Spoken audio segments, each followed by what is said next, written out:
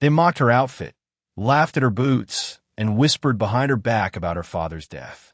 But no one expected this silent, strange-looking girl to walk straight into the center of the schoolyard, under the roaring blades of a government helicopter, and be called out by name.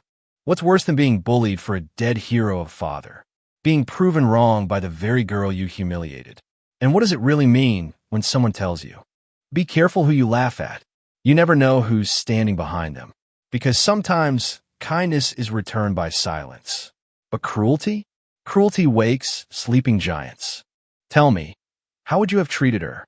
Let me know your answer in the comments. And if this story resonates with you, remember to like, share, and subscribe. Your support helps us bring more unheard voices to light. Because the truth is, some people aren't broken by storms. They were born from them. Jasmine Miller, barely 2 weeks into Roosevelt High in New Orleans, stepped off the city bus, her father's orange rescue uniform glowing like a signal flare under the Louisiana sun. Her heavy boots crunched on the gravel path, each step a quiet defiance in a school where she was still a stranger. Whispers flared like embers through the courtyard, students turning to stare at the new girl who dared to stand out.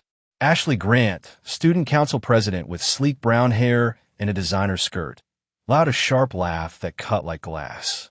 What's this? Firefighter dress up on a random Tuesday? She mocked, her voice ringing across the quad, pulling giggles from her clique. Jasmine's hands tightened on her backpack straps, trembling despite her steady gaze. The scent of her father's gear, oil and grit, clung to the fabric, anchoring her as she pushed through the crowd. Ashley leaned in, tossing her hair, and called out, "Bet she thinks she's saving us all." Her friends mimicked siren wails, their jeers bouncing off the school walls. The courtyard buzzed with cruel laughter, each snicker a jab at Jasmine's heart. She kept her chin high, jaw clenched, her brown eyes fixed forward. 2 weeks at Roosevelt had taught her fitting in was impossible, but today wasn't about belonging. It was about honoring her father's memory, his sacrifice woven into the uniform's faded threads. The weight of their stares pressed down, but Jasmine walked on, her heart pounding with resolve, refusing to let their mockery dim her purpose. Jasmine Miller's locker sat along the busiest hallway of the school. A cruel twist of fate forced her daily routine to pass beneath rows of judging eyes. When she reached the familiar blue metal door, her chest tightened. Someone had been there before her. A scrap of notebook paper was taped to the locker. Jasmine wants attention. The letters were thick, scrawled in black marker, smudged deliberately to hide the author's name. But cruelty never hides for long. She ripped the note down harder than necessary, crumpled it in her fist while students streamed past, some slowing just enough to glance, to stare at the girl in the rescue jacket who somehow, without trying, had become a morning's headline. Her combination lock slipped beneath sweat-slick fingers. Numbers blurred as tears welled at the corner of her eye. Not from fear, not from weakness, just the quiet exhaustion of knowing this was only the beginning. Jasmine Miller pushed through the crowded courtyard of Eastwood High. Her father's faded red rescue jacket, a beacon in a sea of jeans and sneakers. The New Orleans sun beat down, but the heat of 100 stairs burned hotter. Phones were out, their lenses glinting like predators' eyes, snapping her every step. Within seconds, Instagram and Snapchat lit up with her image, captions slicing like knives. New girl thinks she's a hero, and rescue wannabe lost in New Orleans. Jasmine's fingers tightened on her backpack, the straps biting into her palms as notifications pinged across the school's invisible network. Each post layered fresh humiliation, her difference a spark for their cruelty. Bobby Evans, towering in his basketball jersey, spotted her from the quad's edge. His grin was sharp, predatory, as he nudged his teammates. "Yo, check it. Rescue Rangers here to save us," he bellowed, miming a firefighter's hose, spraying imaginary water her way. His crew roared, one adding siren wails. "Whoa, whoa, whoa, whoa," that echoed off the school walls. A teammate slapped a filter on a video, flames dancing around Jasmine's face, and posted it with "burning up the new kid." The laughter hit her like shrapnel, but she kept walking, eyes locked forward. Her boots thudded against the pavement, steady, defiant, but her hands shook, betraying the storm inside. The jacket, stiff with her father's scent of oil and grit, was her armor. But it couldn't shield her from the digital wildfire spreading. Bobby strutted behind her, arms flailing in mock panic. "Flood's coming, boys. Call the newbie to save us," he shouted, his voice a cruel caricature of a dispatcher. His friends joined in, pretending to flail in water, their exaggerated splashes drawing more eyes. Phones multiplied, capturing the spectacle. As a girl nearby typed, 2 weeks in, and she's already a meme. Jasmine's jaw clenched, her cheeks flushing under her brown skin, but she refused to look back. She'd learned in her short time at Eastwood that showing pain only fed their hunger. The courtyard seemed to stretch endlessly, each step a battle to keep her father's memory untarnished. His jacket hung loose on her frame, the sleeves swallowing her trembling hands, but it carried his courage, his sacrifice.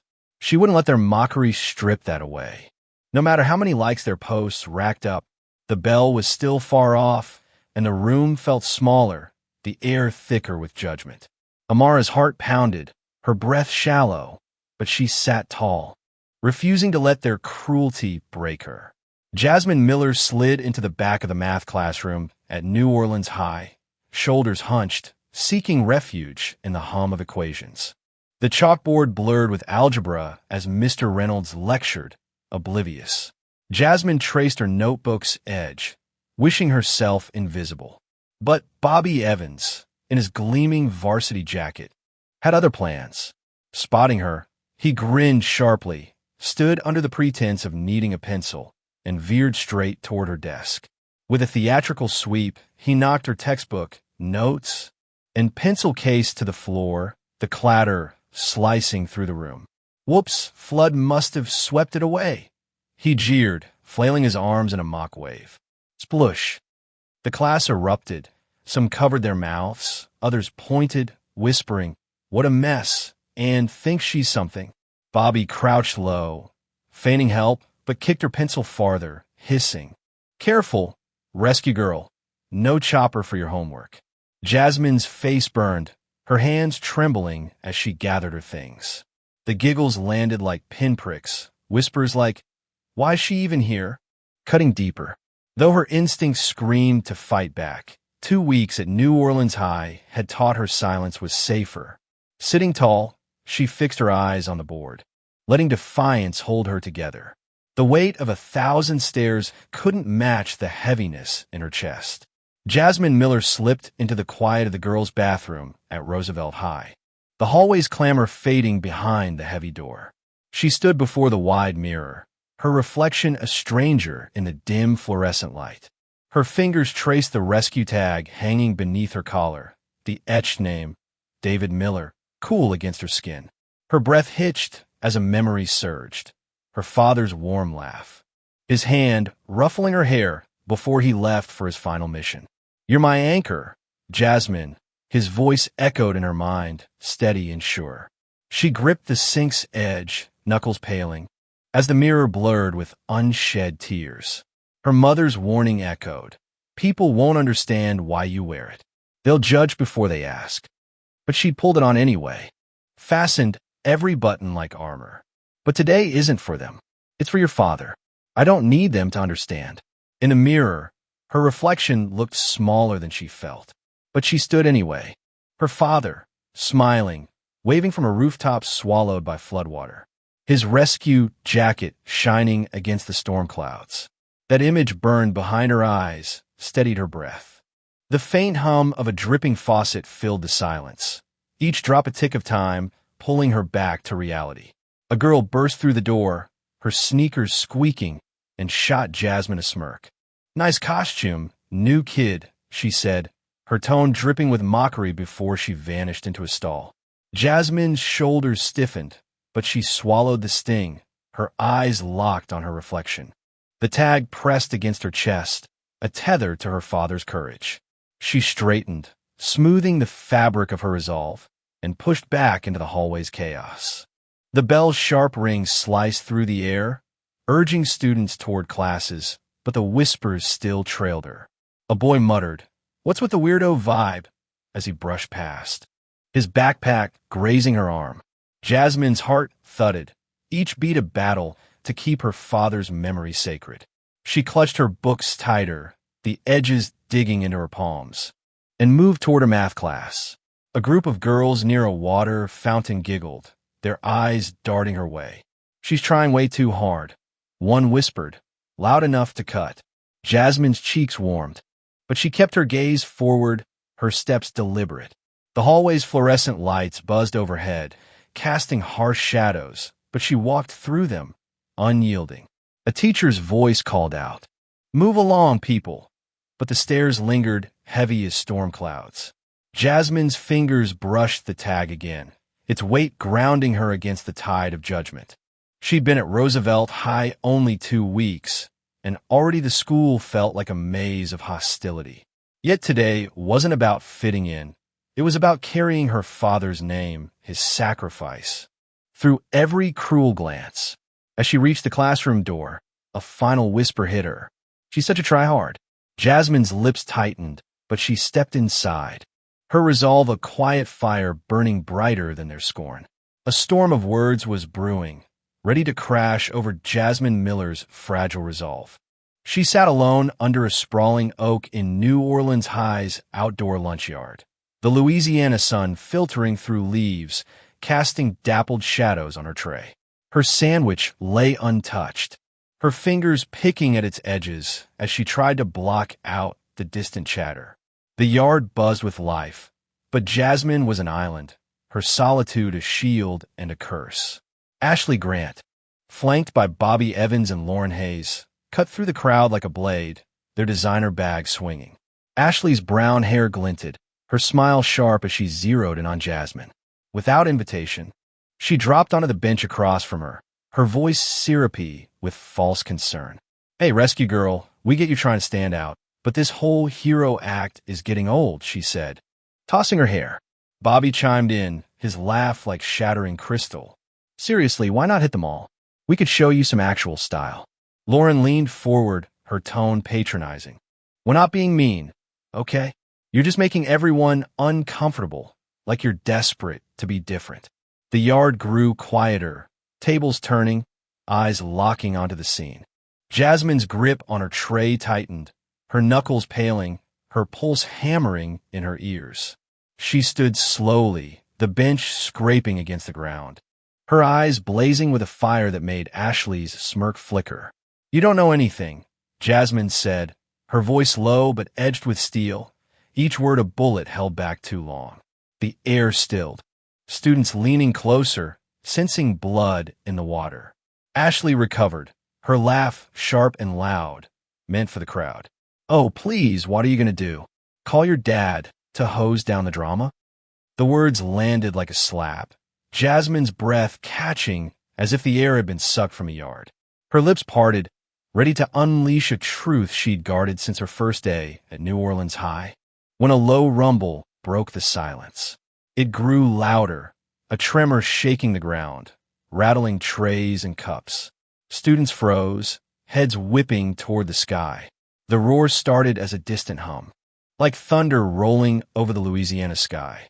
Students poured onto Roosevelt High's football field, phones already raised, faces tilted upward with confusion and awe. What began as whispers turned into a flood of speculation.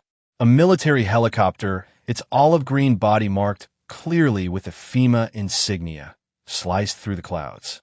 Dust and papers kicked up like a storm as the massive machine hovered lower, its rotor blades chopping the humid air into chaos.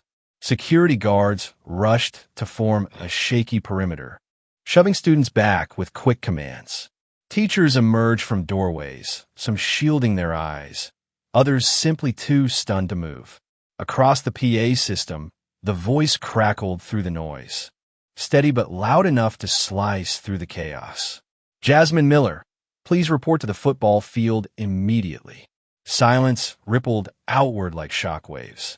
Heads turned, eyes locked onto the girl standing alone beneath the bleachers. The girl in the faded red rescue jacket, clutching her half-eaten sandwich, her boots dusty against the grass. Phones pivoted toward her. Fingers scrambled to record. Ashley Grant, Queen Bee only an hour ago, felt her stomach drop as if the ground had vanished beneath her designer shoes. Her perfectly glossed lips parted, but no words came out. Mia Evans and Lauren Hayes exchanged glances, their usual smirks wiped clean, replaced with something like fear. Even Ryan Carter, loudmouth in his basketball jersey, shrank back toward the sidelines, his earlier taunts about floods and rescues now tasting bitter in his mouth. Jasmine took a step forward. The crowd parted without a sound, clearing a path like the sea splitting before something sacred. Phone stayed up, but no one dared speak. The helicopter's side door groaned open. Cynthia Barnes, FEMA regional director, stepped down, immaculate in her gray suit, her heels sinking slightly into the turf. In her hands, a folded American flag and a polished commendation box that glinted under the harsh sun. Behind her, soldiers disembarked with crisp precision, boots aligned, movements sharp despite the whirling wind. Teachers murmured from the sidelines. "What is this? Why FEMA? Why now?" Principal Jacob stood rigid at the edge of the field, mouth slack, unable to mask his disbelief. Jasmine's heart hammered so loud she barely heard the rotors anymore. This wasn't about embarrassment. It wasn't about fitting in. It wasn't about them at all. This was for her father. For the man who had once waved goodbye from a rooftop in a flood and never came home. And now, under a sky thick with heat and history, they had come for her. The helicopter loomed like a sleeping giant on Roosevelt High's 50-yard line, its rotors finally stilled. Dust settled. The weight of silence replaced the roar. Nearly 2,000 students and faculty stood in a wide semicircle, phones lowered now, confusion thick in the air. Principal Jacobs hovered awkwardly near Cynthia Barnes, FEMA regional director. His usual composure wilted under the presence of uniformed officers and gleaming medals. Barnes stood tall, polished, her gray suit crisp against the chaos. The folded American flag and commendation box steady in her grip. From the building's main doors, Jasmine Miller emerged. She walked slowly, her father's faded red rescue jacket pressed close to her thin frame. Two FEMA officers flanked her, their boots tapping a steady rhythm on the concrete. The crowd parted like water before her. Faces turned, whispers faded into breaths held tight. Ashley Grant, once so smug, shrank behind her friends. Her mouth hung open, her perfectly manicured nails clutching her phone like a lifeline she no longer understood. Ryan Carter, loudmouth athlete, swallowed hard. His earlier jokes about floods and choppers seemed pathetic now, dwarfed by the gravity unfolding. Jasmine's boots met the turf, each step heavier than the last. She stopped before the FEMA officers. Her eyes locked on Barnes. The folded flag seemed to glow beneath the sun's harsh glare. Barnes stepped forward, her voice strong, carrying easily across the field without need for amplification. Faculty, students of Roosevelt High. 1 year ago, today on July 22nd, Captain Eric Miller gave his life in the line of duty during the Louisiana floods. He died rescuing 12 civilians from rising waters when the levee broke. A collective breath caught in throats across the field. This is not a drill, not a presentation. This is personal. This is real. The word struck harder than any lesson, any rule enforced in these halls. Even the teachers looked hollow-eyed, shaken from their daily rhythm. Barnes continued, her gaze steady, respectful. Captain Miller's courage, his sacrifice, lives on in the uniform his daughter wears today. Jasmine Miller has honored him every day since. Not for attention, not for pity, but to remember. Quietly, humbly, the silence thickened. Tears shimmered in unexpected places. Students, teachers, even janitors pausing at the edges. Barnes unfolded the flag, placed it carefully in Jasmine's shaking hands. This flag flew over FEMA headquarters in honor of your father's sacrifice. It belongs with you. From the second box, she lifted a Medal of Valor. polished to brilliance beneath the sun. This is for Captain Miller, and for the family who carries his courage forward. A ripple of applause broke, slow, unsure at first, then stronger. No cheers, no years, to something deeper. Respect. Even Chloe's hands moved, clapping stiffly, her face pale with realization. Ryan lowered his head, no longer smirking. Jasmine stood straighter. Her father's jacket no longer looked oversized. It looked earned. Barnes leaned closer, whispered where only Jasmine could hear. "You will be proud of the woman you've become." For the first time since she arrived at Roosevelt High, Jasmine smiled. Not for them, for herself. The crowd of students hasn't moved. All eyes stay fixed on Jasmine Miller. Her worn red jacket bright against the sun-bleached grass. In her arms, folded with precise reverence, is the American flag. Cynthia Barnes steps forward again, her voice steady but sharper now. Her mother refused any government compensation, said no money could measure a life. She pauses, letting the words sink in. But the people her father saved, they never forgot. They created a scholarship fund in his name. For the past year, this very school has been benefiting from that fund. A ripple moves through the students. Heads turn, murmurs build, confusion mixing with dawning realization. Behind them, Ashley Bennett stands frozen, her smirk long gone. Her lips press into a thin, bloodless line. The words she spat earlier echo inside her skull like gunshots. Trying to be some hero? What? Think you're special or something. Beside her, Bobby Evans's face drains pale. His fists tighten, not in mockery, not in defiance, but in shame crawling up his spine like fire ants.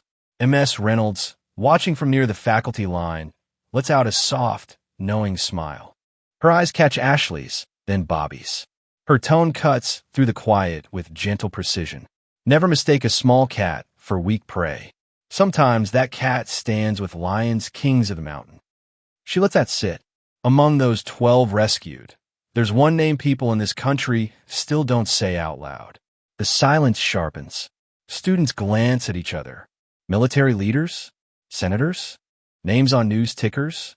Faces behind classified files? The weight sinks in.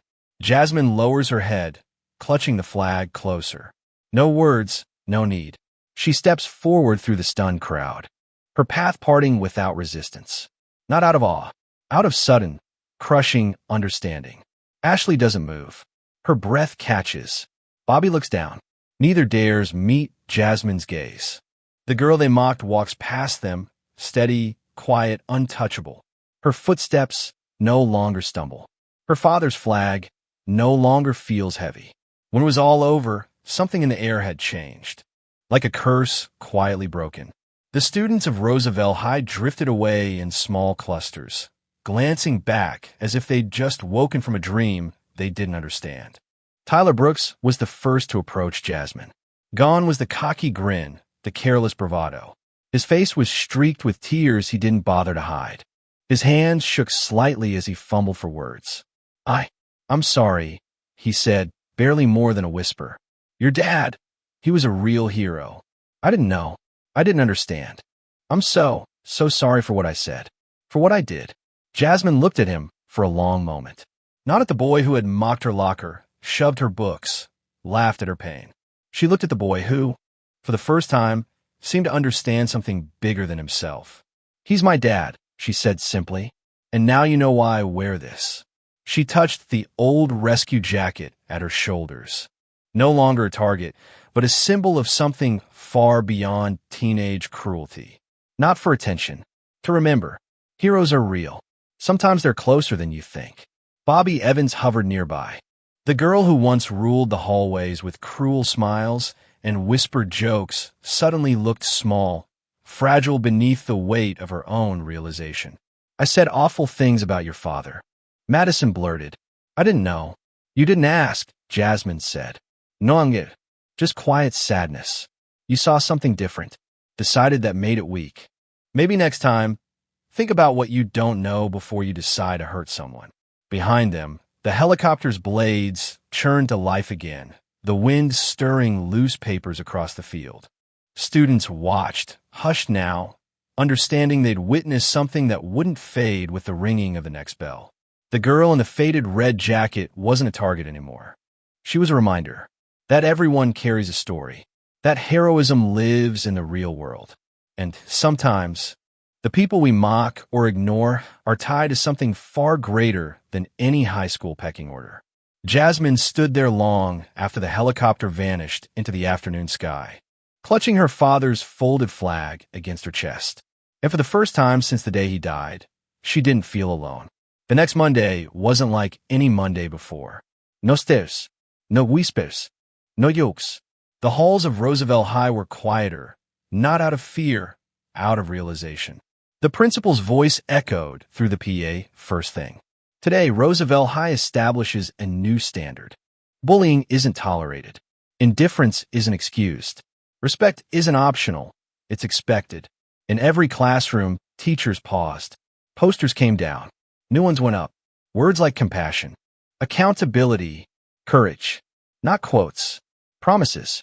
At lunch, Jasmine Miller didn't sit alone.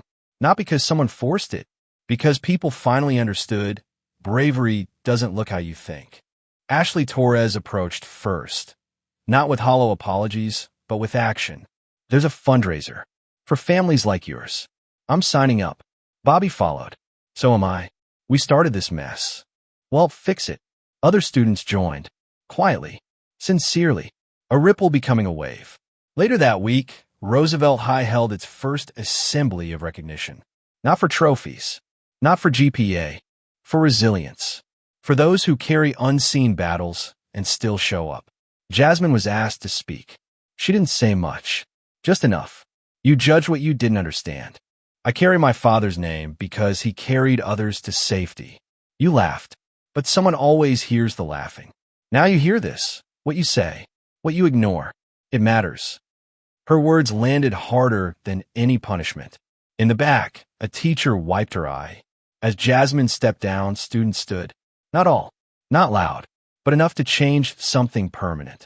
Outside, a new banner hung where old sports trophies once sat. Roosevelt High. Strength and respect, not in silence. Years later, people wouldn't remember the names of those who mocked her. They'd remember the girl who wore red, held a flag, and reminded them that being decent isn't brave. It's basic. If you see someone mocked, stand up. If you hear cruelty, speak out. Silence protects no one. If this story stayed with you, share it. Speak up. Stay kind. Subscribe for more stories that remind us why.